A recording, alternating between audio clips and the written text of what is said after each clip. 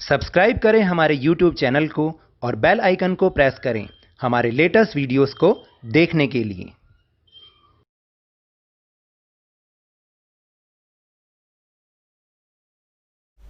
Hello and welcome to Lovneesh sir की class. आज की ये शिक्षा निदेशालय राष्ट्रीय राजधानी क्षेत्र दिल्ली की वर्कशीट नंबर 31 जो कि कक्षा छठी के विद्यार्थियों के लिए है।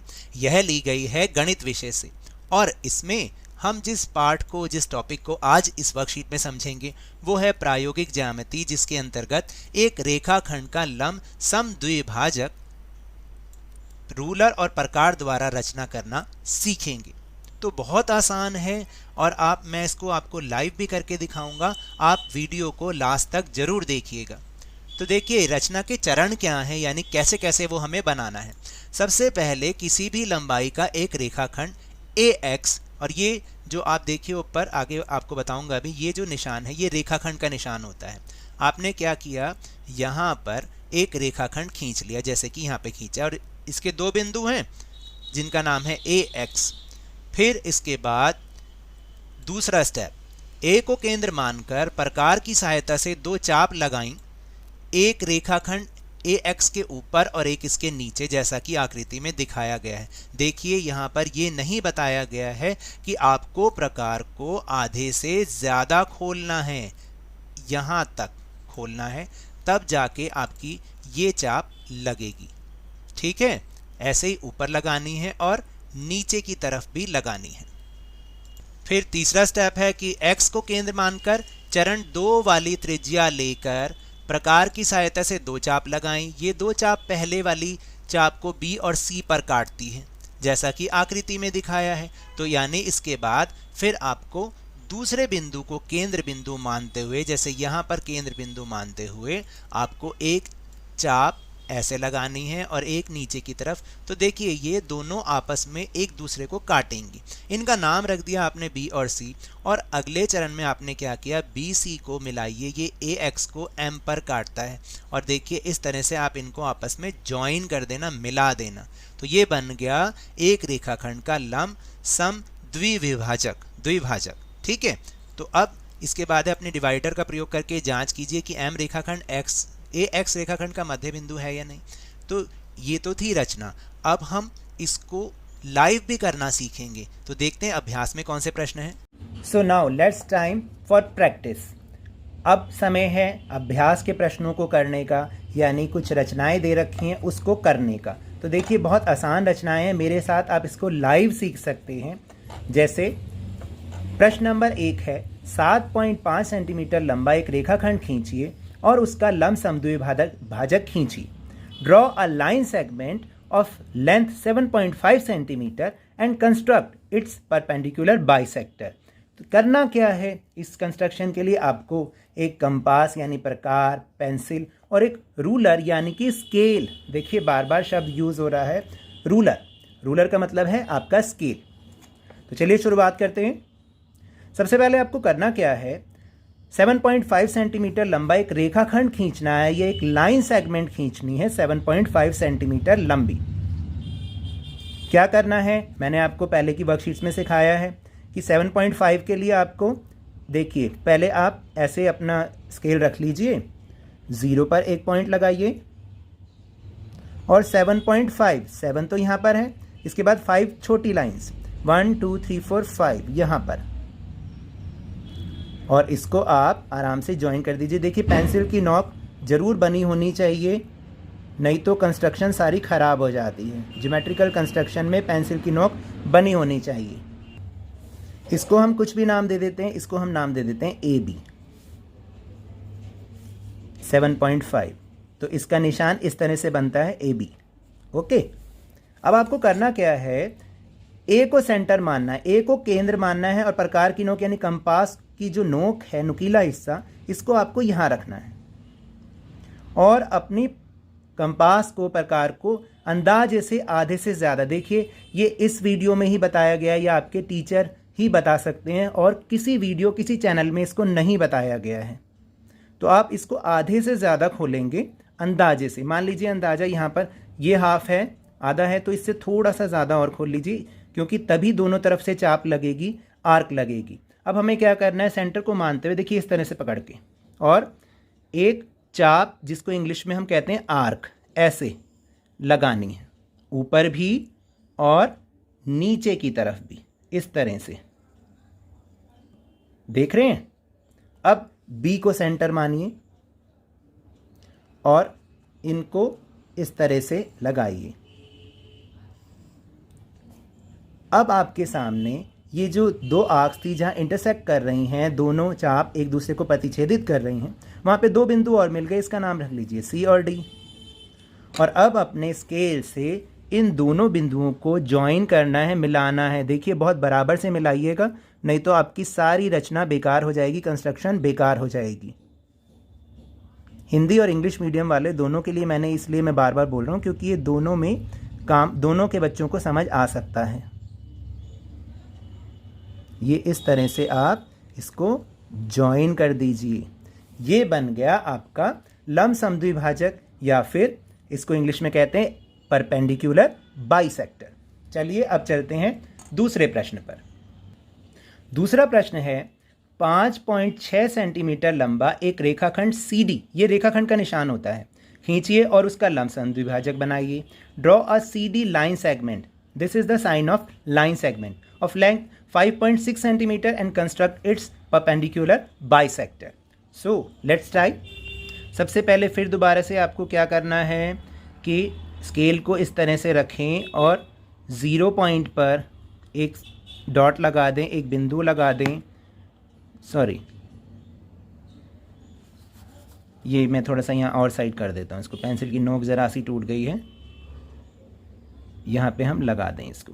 देखिए पेंसिल की नोक बार बार मैं कह रहा हूँ बनी रहनी चाहिए, और 5.6, 5 के बाद 6 लाइन और काउंट करोगे तो यहाँ पर आ जाएगा, और इसको आपने ज्वाइन करना है। तो ये बन गया 5.6 सेंटीमीटर। इसका नाम पहले ही बोल रखा है CD हमें लिखना है, तो ये CD लाइन सेगमेंट है। देन आपने क्या करना है, फिर दोबारा से C को सेंटर मानते हुए, C को केंद्र मानते हुए प्रकार की नोक C पर रखनी है और एक आर्क या चाप लगानी है, लेकिन अपने कंपास या प्रकार को आधे से ज़्यादा खोलना है। याद रखिएगा, मान लीजिए ये आधा है तो इससे थोड़ा सा ज़्यादा और खोल लीजिए, बस। अब आपको ऊपर भी एक आर्क लगानी है, एक चाप लगानी है, और नीचे भी एक चाप लगानी है लंबी सी। फिर आप क्या करेंगे, D को सेंटर मानेंगे, D को केंद्र मानेंगे और एक चाप लगाएंगे इस तरह से। तो उसको थोड़ी सी मैंने इसलिए बोला था कि लंबा करना है ताकि वो इंटरसेक्शन पॉइंट हमारा क्लियरली आ जाए, दिस वन।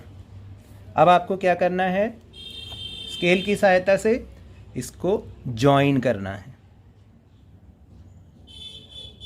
बिल्कुल ऐसे रख के, और now it's your perpendicular bisector. यही आपका लंब समद्विभाजक है।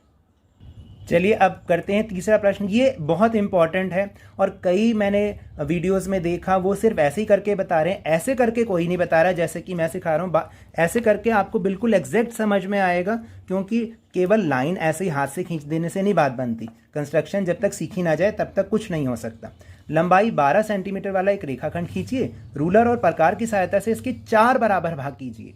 Draw a line segment of length 12 centimetre using ruler and compass, divided into 4 equal parts. करना कैसे है, जल्दी से सीखें। 12 सेंटीमीटर लंबा एक आपको रेखाखंड या लाइन सेगमेंट खींचना है, तो यहां मैं खींच देता हूं। वही आप 0 पर एक पॉइंट लगाएंगे और 12 पर, ये रहा 12, और इनको आप आपस में ज्वाइन करेंगे। प्लीज़ ध्यान रखें पेंसिल की नोक बनी रहनी चाहिए, और इसको आप ज्वाइन कर देंगे। ये बन गया 12 सेंटीमीटर लाइन सेगमेंट या 12 सेंटीमीटर लंबा एक रेखाखंड। नाम वही AB रख दीजिए। अब आपको करना क्या है, पहले तो सिंपल जैसे मैंने सिखाया था वही वाला करना है। तो इसके 2 भाग हो जाएंगे। देखिए A पर सेंटर मानते हुए इसको हाफ से ज़्यादा खोलना है। मान लीजिए ये हो गया इसका हाफ से ज़्यादा, ठीक है। हाफ मान लो यहाँ पर हो गया तो हाफ से थोड़ा ज़्यादा। ऊपर एक आर्क लगाएंगे और नीचे एक आर्क लगाएंगे।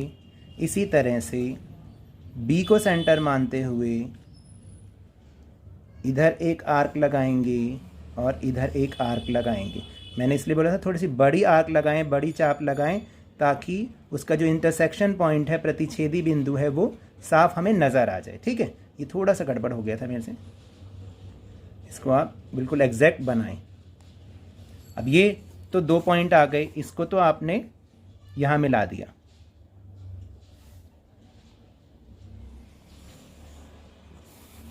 अब हमें इसके 4 पार्ट करने हैं, मेन बात इसमें यही है। तो आपको क्या करना है, मान लीजिए इसका नाम मैं रख देता हूँ सी रख देते हैं, इसको पी रख दो और इसको क्यू रख दो इसका नाम। ठीक है, अब ए और सी, देखिए इसके 2 भाग बढ़ गए। अब 2 भाग कौन से आ गए, ए और सी हो गया, सी और बी हो गया। तो अब आप इसको भी यहाँ पर फिर दोबारा से ए को सेंटर मानेंगे, और जब ए और सी हमारे पास ये इतना है तो इसका आधे से ज़्यादा कितना होगा, इतना होगा ना, मान लीजिए इतना होगा। फिर दोबारा वैसे ही कंस्ट्रक्शन करो, लाइन ऐसे, सॉरी आर्क, नीचे भी आर्क, और सी को सेंटर मानते हुए, देखो थोड़ा सा कम रह गया ना, इसलिए आपको बोला था कि हमेशा याद रखें, हमें हमेशा आधे से ज़्यादा लेना है। इसका मतलब हमारी सारी चाप खराब हो गई, तो वो ये वाली ना लगा के आप ये वाली लगाओ जो मैं अब लगा रहा हूँ। ये देखिए ये, ठीक है, वो मैं नीचे नहीं लगाई थी, इधर भी लगा दो, और इससे सी से इधर की तरफ आप लगा दोगे।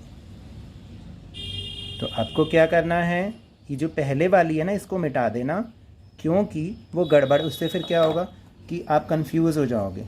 वो पहले वाली थोड़ी गलत लग गई थी। हमेशा याद रखना है, तभी दोनों तरफ से बराबर आएगी जब आप आधे से ज़्यादा खोलोगे। इसलिए मैं बार बार इस बात पर जोर दे रहा हूँ।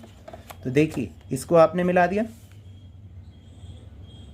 इसको आप मिला दो। अभी कितने भाग हुए, 3 भाग ही हुए। अब मेरे पास सी और बी भी एक लाइन सेगमेंट है, एक रेखाखंड है, तो मुझे फिर दोबारा से इसको क्या करना है, आधे से ज़्यादा खोलना। ये तो आधे से भी कहीं ज़्यादा है, तो थोड़ा सा, मान लीजिए ये आधा है, ये आधा है, तो इससे और ज़्यादा खोल लो थोड़ा सा। एक आर्क यहाँ पर लगा दो, एक आर्क या चाप नीचे की तरफ लगा दो, फिर सी को दोबारा से सेंटर मानो और नीचे भी एक आर्क लगा दो। फिर दोबारा 2 पॉइंट आए, अब इनको आपस में मिला दो, ज्वाइन कर दो। अब बताओ, हो गए 4 बराबर बराबर पार्ट, एक पार्ट, 2, 3 और 4। इस तरीके से हमें ये कंस्ट्रक्शन करनी है। तो ये तो थी आज की वर्कशीट। अगर मेरे इस तरह समझाने से आपको थोड़ा सा भी समझ में आया हो तो इस चैनल को ज़्यादा से ज़्यादा सब्सक्राइब कीजिए, लाइक कीजिए और बहुत ज़्यादा शेयर भी कीजिए। और हाँ, मेरे साथ इसी तरह आसानी से वर्कशीट को समझते रहिए, लेकिन ध्यान और मन लगाकर पूरी मेहनत और लगन के साथ ऑनलाइन ही सही पढ़ते जरूर रहिए। और अगर आपको कोरोना वायरस को हराना है ना, तो मास्क जरूर पहन के रखिए, और जब भी संभव हो, जब भी उपलब्ध हो, इसका टीकाकरण जरूर करवाएं, क्योंकि कोरोना को हराना है और ज़िंदगी को एक बार फिर से सुहाना बनाना है। इसी उम्मीद के साथ बहुत बहुत धन्यवाद।